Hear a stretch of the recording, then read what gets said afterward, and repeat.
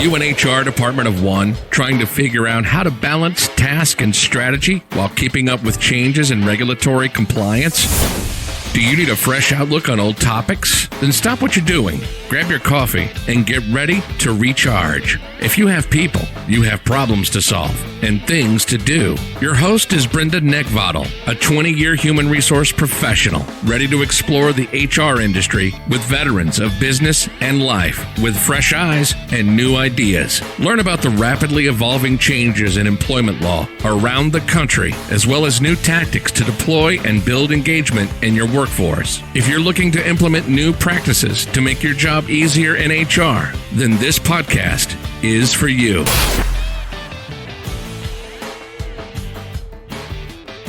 Hey everyone, and welcome to the Best Practices in Human Resources podcast. I am Brenda, the HR lady, and I'd like to thank you for listening to the show.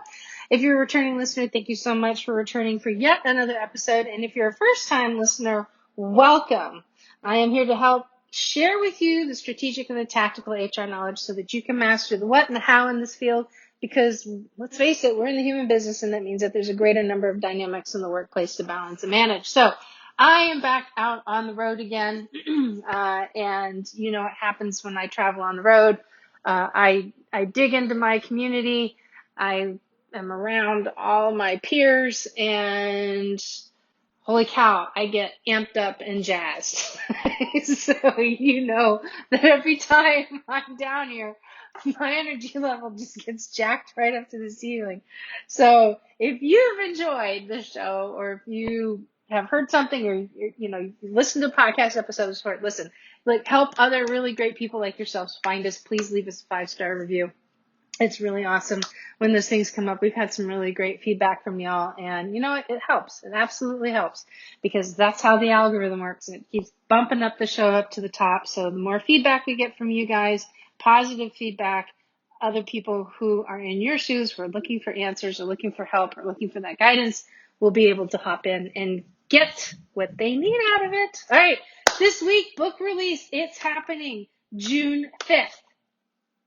The Best Practices in Human Resources, How to Claw Your Way from Wannabe to VP. If you still have time, you have time until June 4th to go ahead, purchase your pre-release copy, your pre-sale copy over at brendahrlady.com. Click shop at the top.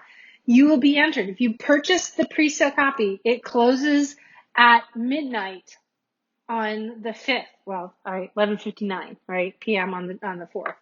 We will do a random drawing, and somebody will get a giveaway pack, a care package for me, valued at way over $250. It started off, that was the limit. It is now gone up. And our VIPs, you guys get a little extra gift for me. So please, by all means, go ahead and take advantage of it. The book is dropping. Once we get the books shipped to us, they should come in sometime, hopefully within like a week after the book actually launches, and then we'll get the autographed copies out to you guys. So, but, if you want to not wait or don't want an autographed copy, that's fine too. You don't have to. You can go to Amazon when they drop them. We'll have them in both places. So, but if you get them from me, you get a little extra something, so which is pretty awesome. All right. Let's see what else is going on. So this is a little bit truncated. And I want to keep this on a serious note, because there's a lot that's continuing to happen out in the world. It's crazy. Like we're coming back into, life kind of, we're closer to it as we once knew it, but it's not really getting there, and that's fine. It's going to take us a little while to continue to, recover, recharge, return, all the rewords. But one thing that is continuing to increase, and we've seen it at 3 counts in a very short period of time, and that is active shooter. And so every year I like to do a piece on active shooter training, and that's what this is about. As a matter of fact, Dave Acosta, who is our second active shooter speaker on the podcast, my business partner, unfortunately passed away a year ago from a freak mountain biking accident. We were planning to start doing active shooter training, and we partnered up with the family. We've partnered up and Fight Back Nation, and we're going to be releasing something coming out here really soon. I've been in conversation with his widow, and she's just a wonderful, wonderful, wonderful person. And so keep your eyes open in the next week or so, because you guys are going to get an opportunity to see a little bit more about what it is that we were putting together. So hang on, that is coming. Let's see, what else is going on? Let's see. All right, Naked Warrior Recovery. My friend Will, also former guest and retired Navy SEAL senior chief, actually was just recently on online. I think he did like a 6-7 minute interview on national television, and so thrilled for him. You know, a while back we had him on and he shared with us the benefits of using broad spectrum CBD. And if you haven't heard Will's interview, it's episode number 78. If you haven't tried it yet, it's amazing stuff. I just damaged my tendon in my left foot. I went and I got the CBD stick and I rolled it on over, and literally within about 15 minutes, I was feeling some pretty significant relief. And if you've ever hurt your tendon, you know it takes a long time for that stuff to heal. So it's pretty great stuff. And if you haven't tried it and you want to try it, you've heard so much about it, look, you can get 20% off your first order at nw-recovery.com by using the code NAKEDHR. And you have to listen to the podcast if you're new to understand what getting naked is all about, because there's a difference. There's getting naked, which means making yourself vulnerable to change and learning experience, and then there's getting naked, which just means that you are nude and you're up to no good. So this is getting naked versus getting naked. So there's a big difference. So check that out. Also, our friends over at Forest Capital Management, we've been sharing some information with you guys about this company, and that can help you with a benefit option. And Forest Capital Management is an independent financial advisory firm that helps small and medium-sized businesses really optimize their retirement plans. Now, whether you sponsor a 401k, a 401(b) pension, or something else, it's hard to stay up to date on the changing industry landscape. And so this company, Forest Capital Management, really helps plan sponsors navigate these changes by focusing on improving the fiduciary governance of the plan, how to benchmark plan design, and also reducing plan expenses, which is always a good thing. And so if you want to learn more about that, and actually it's well worth it, to be honest with you, go get a free plan analysis, right? Contact our friends over at the program, over at Forest Capital Management. Talk to Alex, and you can reach Alex at ACLEGG at Forest, FORESTCAPM.com. Let me say that again. A, C as in Charlie, LEGG at Forest, FOREST, C as in Charlie, A, P as in Paul, M as in Mary.com. And you know what? Get the plan analysis is well worth it. So definitely check them out. All right, so today we've got another former SEAL on, and I hate using the word former because I know better. Once a SEAL, always a SEAL. But we've got Hector Delgado online, and Hector's got some pretty awesome information about some technology that can actually be incorporated into buildings and facilities on active shooter. And listen, I promise you right now, active shooter stuff, it's not going to go away. It just unfortunately isn't. And if you look at all the statistics and all the information, which we're going to be presenting when I make the announcement about active shooter stuff here in the next week or so, you're going to see that it's on the incline. And so, I mean, businesses really have to take that time and effort to take a step back and evaluate where they sit with all of this and how this is could potentially impact their own organization. So listen up, guys. There's some good stuff.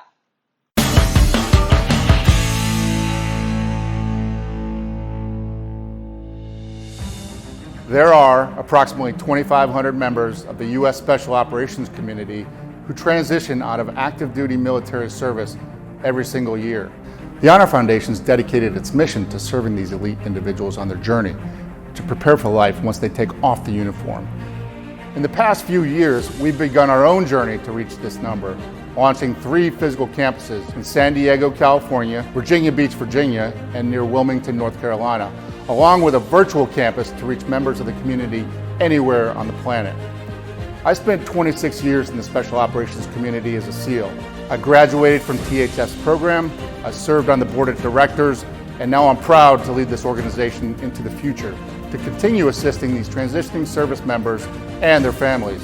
Our dedicated team, our world-class program, and our incredible tribes of supporters are standing by to help THF alumni and future fellows, and are committed to providing the best possible support system and resources to better serve this community.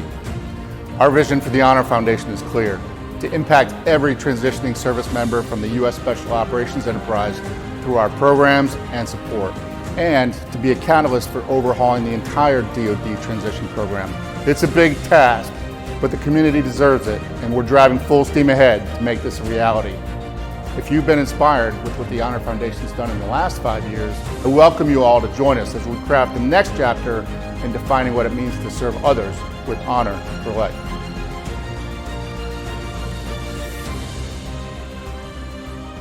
All right, it's time again to have another conversation with probably one of the most sensitive issues that we have out in the country right now, and that is around active shooter.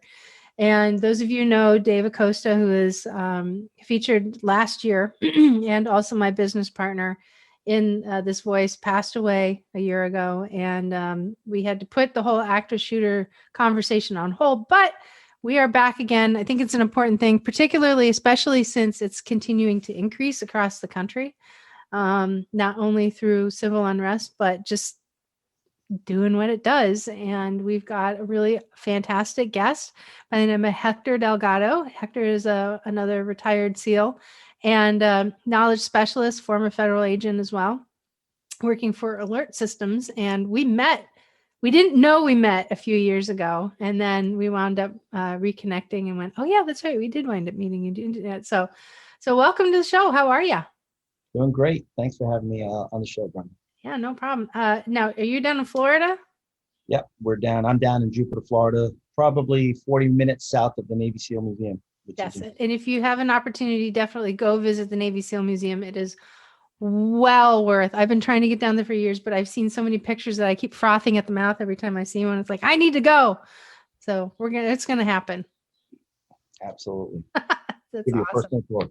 That's awesome. Well, thank you so much for coming on. Would you mind doing me a quick favor and kind of letting people know a little bit about your background so that they kind of get some context as to who you are and what you've seen and all that other good stuff? Sure, absolutely.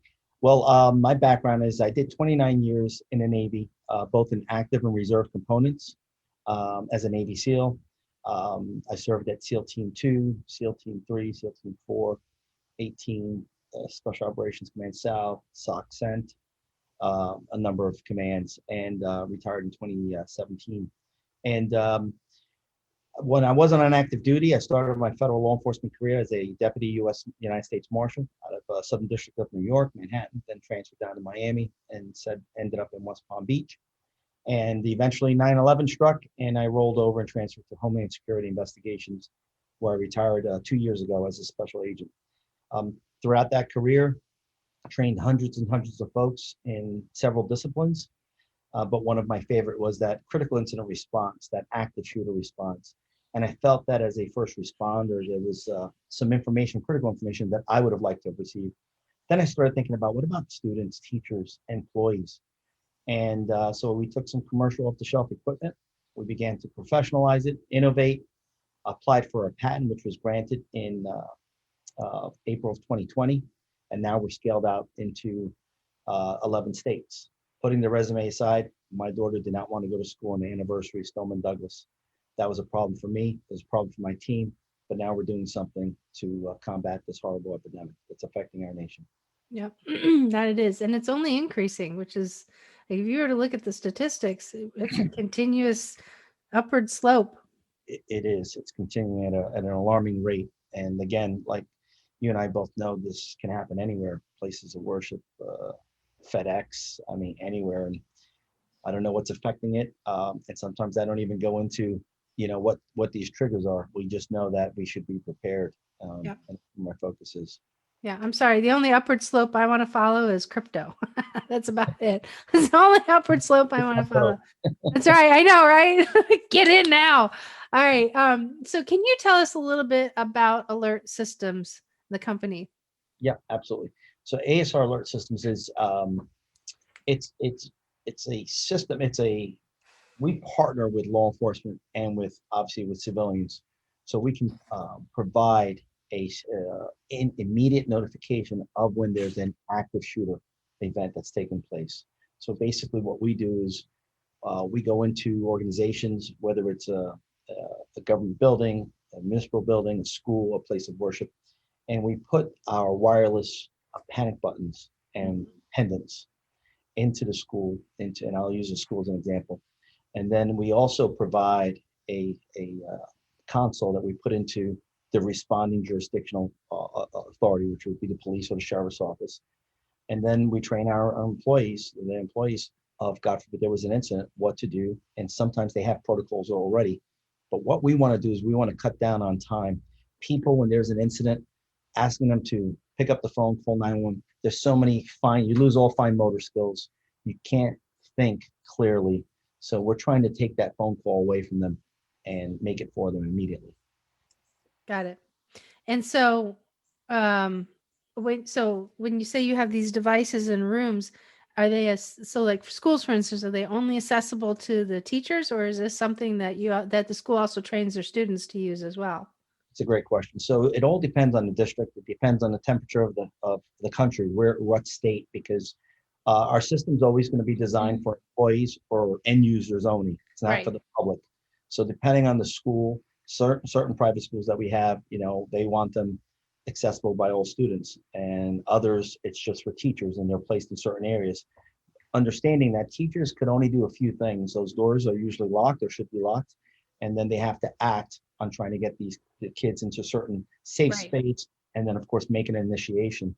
So we when we look at organizations and entities, we try and understand what are their protocols. Are they trained, and are they moving, or do they have a plan? And then we integrate our system in a strategic and tactical placement and methodology. Right. Now, one of the things that because this audience is HR, right? HR and business leaders.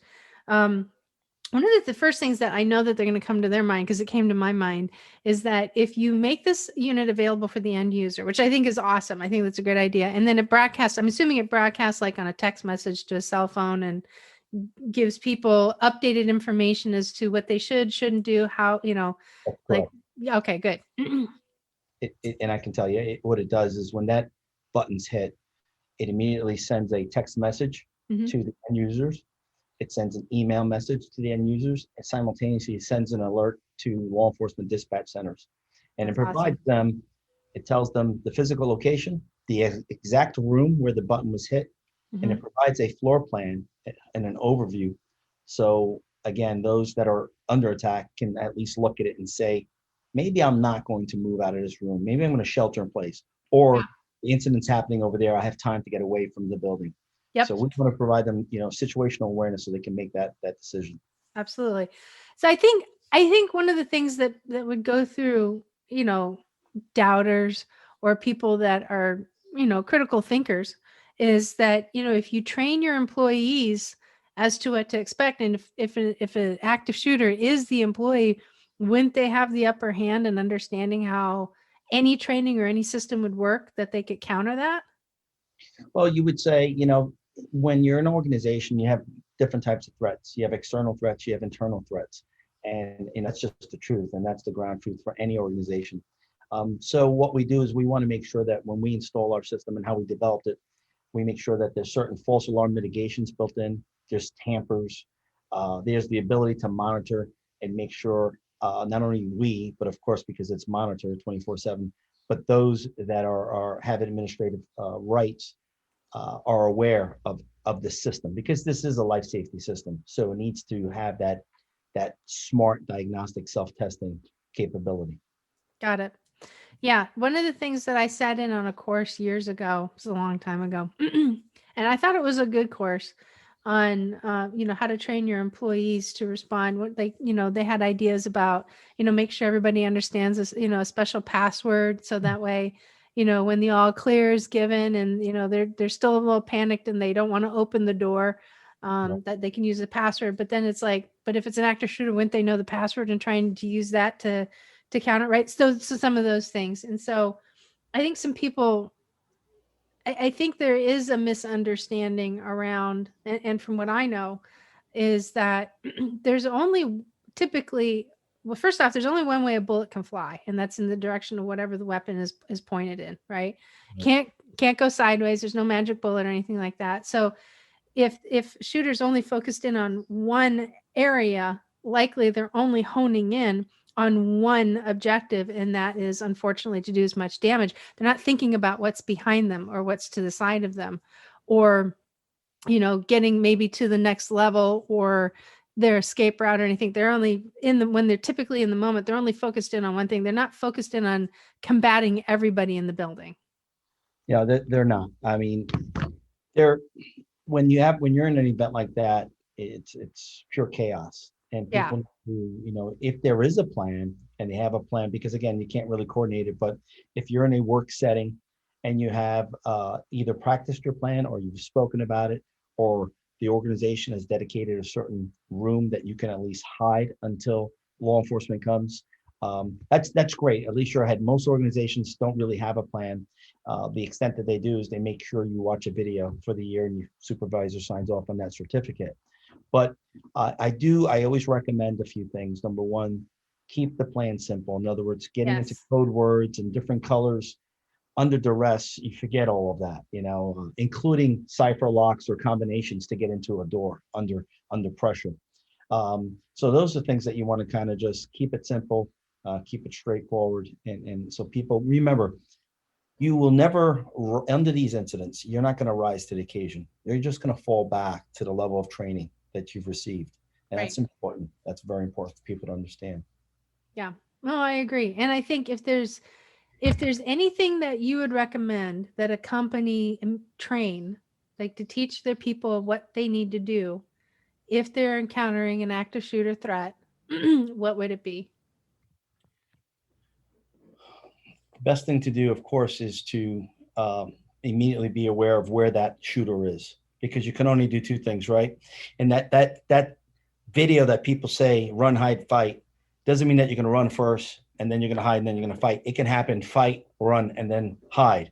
Right. So you're either going to fight to survive or you're going to flee. Okay. Yeah. So the best thing I would do, of course, and the first thing I would recommend is, first and foremost, know your surroundings. You go to work every day. Okay. And I know many of us are creatures of routine, but understand where are your exits.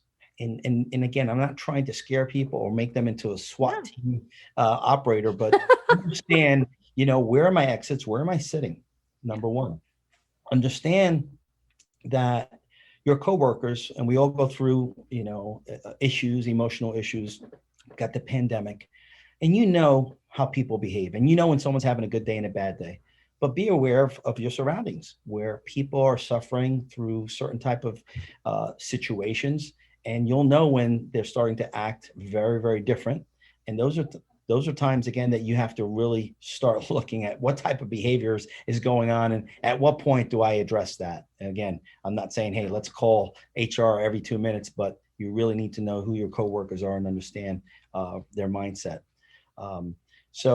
And those are two things that I recommend. Another thing that I would recommend, and again, I'm kind of going sideways on this, but when it comes to HR, I've provided advice, when it comes to hiring and firing. And when you get hired, you usually are going to go and be engaged with HR. And then usually the second time and the last time is you're going to get called back there. So I've always counseled folks to maybe do that offsite termination. So you're not, building up, because many of my HR folks that I've spoken to, they're nervous. They're going to do something which is uncomfortable, whether you have on-site security or not. So we're starting to provide some pendants so they can carry them and have them either under the desk or with them, so they can at least, God forbid something happens, they can alert authorities or their internal security force. Yeah. Yeah.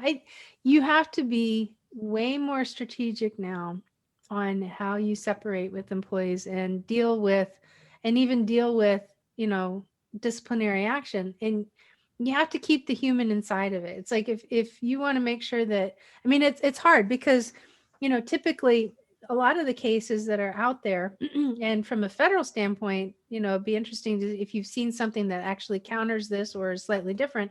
But typically people will go back when their lives start spinning out of control. They'll go back to the group of organizations or the people or the person that actually started to make that chaos happen. And if that happens because of a termination at work or as a disciplinary action, whether it was fair or unfair, they're going to remember that. And that's typically where they start.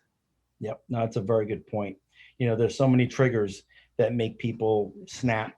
Yeah. And whether it's a jealous boyfriend or girlfriend, and it's not only males, it could be females, but yeah, they revert back. There's something that makes them, that is that ultimate trigger. Additionally, in my research, I've also seen that many of these active shooter killers and cowards conduct their own reconnaissance intelligence. They're coming in locked and loaded. They have a plan. They want to cause as much destruction as possible. So what we try and do is we try and take them out of predator mode. And that's one of the reasons why when our system goes off, which you could see in our website, the demo, that there's a number of redundancies. You've got sirens and strobes going off. You've got a text. You've got an email. You've got, the police are being notified. You've got the consoles going off. So it's those redundancies that I want to force those killers to get them out of that predator mode and let them know, hey, something's going on that I didn't expect. The gig is up. So, and they usually take their lives. Yeah, exactly. So it's wise to make sure that you continue to treat people like a human and not down talk to them, even though they may not necessarily like the outcome of it. But if you can keep that level of, they'll probably still respect you. You have an easier, especially if they're a problematic employee, if they've got, past history of violence, if they got priors, those things take into account. People have listening to the show have heard that, I was in a situation where we had a potential active shooter employee who was demonstrating the steps. And, one of the things that we actually have never done before in the show, and I think might be a good idea, and you can help us with this, can you help walk through the various stages that somebody enters into before they actually hit that last stage and become an active shooter? Well, again, there are several triggers and factors that make these people act and do things. Some of it could be the economy, where the economy starts going down and now we have to make decisions to lay people off. And it affects their families. It could be something in that respect. But these folks usually, they usually have access and placement to weapons. And it doesn't have to be a gun. It could be a machete. We're seeing a lot of that in Europe. And you're going to see a change in behavior. You're going to see them become extremely introverted. You're going to see them, start hoarding and packing things, and just, you're going to see that if you know your employees, your coworkers, you're going to see a change in that behavior. And it's just very sad because, many of these folks, and it happened in Virginia Beach, they were long-term employees, 20 plus employees that have been there, they're institutional, and all of a sudden they just snap and off they go. So again, I also recommend, and this is highly recommend, I highly recommend this, is a person may not be a fan of weapons and has never shot and just doesn't like weapons. That's fine. But I know in the past when I've taught my active shooter seminars, I've brought the weapons in so they can see it. I want someone to recognize what a weapon is, what a weapon looks like when it's working and is functional, what a weapon looks like when it's not in battery and it's got a malfunction, because that might be the only time that you have to run, to hide, or to fight, because it's about survival. There's no choreographing this. So I think having, weapons recognition is important. Understanding that if you have some special skill, whether it's jujitsu or boxing or, because what we think we can do, but what we can physically do are two different things. So I always tell people to keep, to maintain those skills. If it's shooting, great. It's great that you have a gun, but when was the last time you shot? And have you shot under stress? And where do you carry that gun? And is corporate policy allow you to have that gun in the office? So there's a lot of different things, but I think many people try and have self-improvement habits and skills. It's great that you have them, but maintain them, because there may come a time when you're going to have to need them and use them. After Virginia Beach, it was interesting because I was only just a couple of miles away from there, and it was amazing just to see what was happening on the streets. I mean, I got stopped in the middle of the road, and they wouldn't let us go anywhere. And then all of a sudden they just released us. It was like, what the heck? And it was because they had all EMS, dedicated, and it was crazy. But the very next day, once I heard about what was going on, the very next day, I'm driving on my way to go do something, and I wanted to go to McDonald's, pull in, grab a cup of coffee. So as I'm going through, I'm kind of going through a little bit of a sketch area, and I see this woman walking into a building with this other guy staring her down. And it was very clear that they didn't know each other, but the way the guy he was carrying something, and it was kind of like this, and it looked like a Glock. And I know Glock. I own a Glock. I own two, actually. And he's walking and he's just kind of like holding it really strange. And I'm looking at it. I'm like, that is a square barrel. That is absolutely a square barrel. And so I immediately got on the horn with 911. I said, hey, listen, can you go check this out? This guy's like watching this woman walk into a building. It looks off. It could be nothing, but you know what? Let's just check it out because we don't want another incident. They found him. They pulled him over. They called me back and they said, we thought the same thing. We thought exactly the same thing. He said, you want to know what it was? I said, yeah. He says, it was a drill handle that was modified. I'm like, who has a square drill handle? But anyway, but he's like, you know what? He's like, good on you for keeping an eye out for something like that. And, the fact that he was watching this other woman going in, they actually wound up talking to the woman, and she said, yeah, I felt really uncomfortable with that guy because it was just, it was kind of like the equivalent of getting elevator eyes, that up and down, kind of thing. But anyway, they found her and they double checked that he wasn't, imposing or, a problem. But that's how you keep people safe, is that you act when you see something, even if you're wrong. I think that you're spot on. And I think that's part of the problem, is that many people say, well, it's not, that's safety's division, or that's security's role. I'm not involved in that, even though they may see something, even though someone should be wearing a badge because that's company policy, and they're not wearing the credentials, instead of challenging them because they look unfamiliar, they might be lost. No, people are uncomfortable to challenge each other. And I think what you said is a great point, because you know the normal. You're in this workspace, you know the parking lot.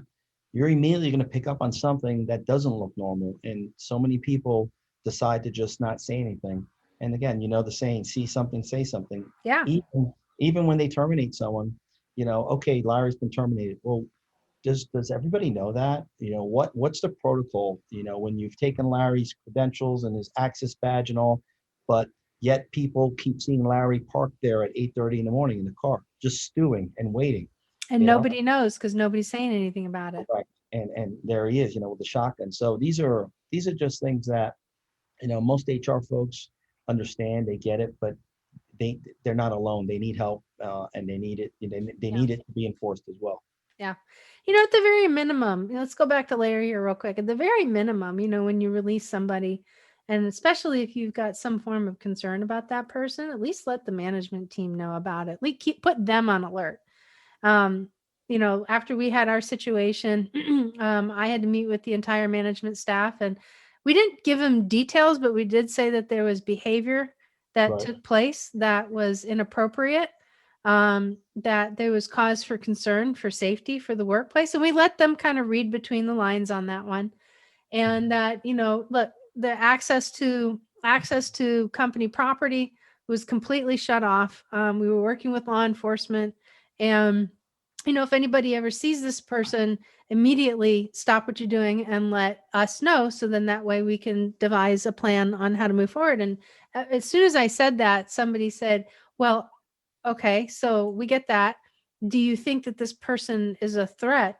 And do you think this person, do we have reason to be concerned for our lives? And I immediately knew that the answer was yes. But at the same time, we're in a secured facility, so that's going to be very, very hard for somebody to get in. Right. But I also knew that if they constantly focused on the answer being yes, we do, because we really just didn't know, to be honest with you. And the person lived an hour away, that if we said yes, they would actually miss a lot of critical steps that could put more people at harm's risk, right? So some of these communications decisions that you have to make, you've got to weigh everything. And I was faced with an answer I was not prepared to give. And I said, no, we don't believe so. I said, we're in a secured facility. Law enforcement is on top of it. Even though in the back of my mind, I knew that it was probably still a risk, but not a very great one. But I didn't want to say that because I wanted people to feel comfortable working for the place. I wanted to make sure that people kept their eyes focused on the ball because we had hazardous chemicals that you can die from, right? And I did not want that to happen. And even the vice president at the time looked at me and he says, "Boy, was that the right answer you made?" I said, "Dude, I almost didn't know what to say, but I said no, because if they see us being calm, they'll be calm." I think that's a very good example. It's funny. We just developed, I'll show you right now. We have this is our police button and it's the active shooter button, you open it up and you hit the button and immediately, and it's wireless.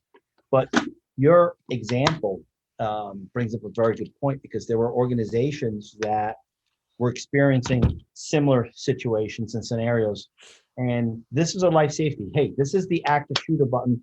Maybe that's not the time to hit this one. But Right. when you have an issue that's whether you're under duress or you have an emergency that you want to keep internal, you want to control the narrative, you want to make the call because you're not sure 100%. We developed a system as well for that. So the security, the plant manager, security officers, or designated management can respond and address the issue that hasn't elevated into an active shooter. Because many times, even in a hospital that we're installed in, 80%, 85% of their issues are handled internally. But then there's always going to be that, 15%, 10% that they are going to need police immediately. Yep. So that's one thing we're doing.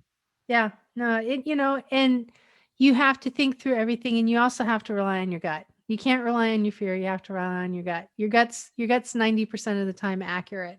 Sure. And if you think somebody's gonna, go in a direction, I mean, look what happened in San Bernardino. So the whole San Bernardino shooting years ago took place because everybody in the neighborhood saw the couple stocking up on munitions, people coming over, having these, weird, I mean, a lot of reports afterwards coming out in all the things that they heard, but nobody said anything because they didn't want to be labeled. Yeah. I mean, and yeah, as an individual, that can be problematic, but I would much rather have somebody be angry at me for questioning something rather than my never living a normal life because I could have done something and didn't. Yeah. Well, your point there, even if you look at Stoneman Douglas, the tragedy that happened down in Parkland, you had school officials that were managing the discipline. They were conducting their own level. When I say discipline, what might be considered a felony outside of school was not considered a felony in school. Mm-hmm. So lack of communication between school officials and police.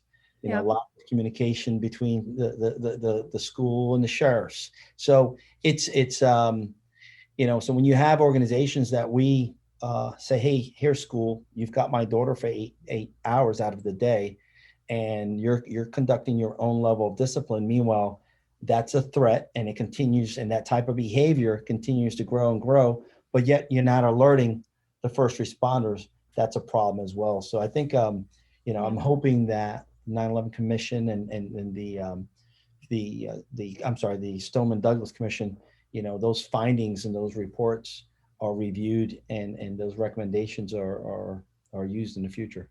Yeah. I mean, at the very minimum, like, if companies are nervous about, moving forward and they get this mindset of like, oh, what are our employees are going to think? And are they going to be fearful that this isn't a safe place to work? And those are some real things to go through, real challenges to think about. Look at the very minimum. look, have PD come in and have them do an inspection of your office. Give them a floor map, because you do that, they're going to register that in whatever system it is. I can't remember off the top of my head. No, that's a very good point, because this nonsense this past year of defunding the police, and look, there were mistakes made by law enforcement, but you can't paint the broad brush with a select few. Right. And having the ability, and I'm very proud to say that that's what we're doing here with ASRs, where we're able to put a system in and invite law enforcement to do that walkthrough, get them with the client, get them with the school, to get that bond back in motion. Where school now, the police are there, they're physically can see it. There's an overlay. They know where the buttons are at. And God forbid there's an incident, they already have some, inside knowledge of the floor plan and how to respond effectively. Yep, exactly. Well, Hector, this has been fantastic. Thank you so much for joining. Now, where can people find you guys? Well, okay, on the net, our website is www.asralertsystems.com. So it's asralertsystems.com. And we're down here in Jupiter, Florida, but we're in 11 states and growing quickly. And I just want to tell everyone, again, thank you, Brenda, for having me on. Everyone, please stay safe, stay healthy, and just be aware of your surroundings. Thank you so very much. It's been great having you on. I'll see you down at Muster. Yes, you will. Take care, and let's stay in touch. Thanks.